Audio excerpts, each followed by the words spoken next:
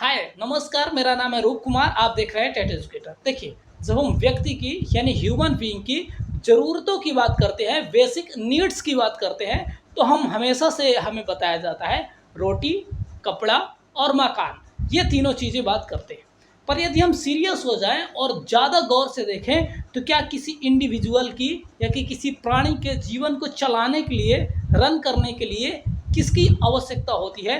तो रोटी, क्योंकि वो भोजन का सिंबल होती है, तो रोटी तो रह जाती है, पर उसके बाद जो कपड़ा और मकान होता है उसको क्रमशः जल और वायु उसको रिप्लेस कर देती है।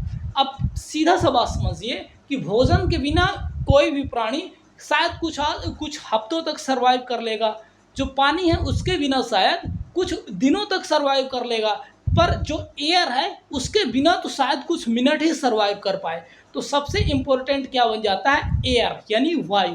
अब वायु के संदर्भ में दो चार इंटरेस्टिंग फैक्ट ये भी हैं कि एक सामान्य और स्वस्थ ह्यूमन बीइंग पूरे दिन में यानी पूरे 24 घंटे में जितनी चीज़ें कंज्यूम करता है, जितनी चीज़ें ग्रहण करता है, उसमें 80% हिस्सा केवल वायु का होता है, केवल एयर का होता है। और दूसरी इंटरेस्टिंग बात करें तो एक सामान्य ह्यूमन बीइंग लगभग 16 केजी 16 किलोग्राम वायु को यूज़ करता है या कि कंज्यूम करता है।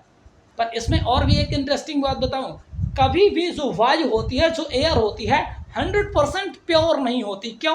क्योंकि देखिए, पर्यावरण में बहुत सारी बातें होती है, बहुत सारी चीज़ें होती है इस वायुमंडल में।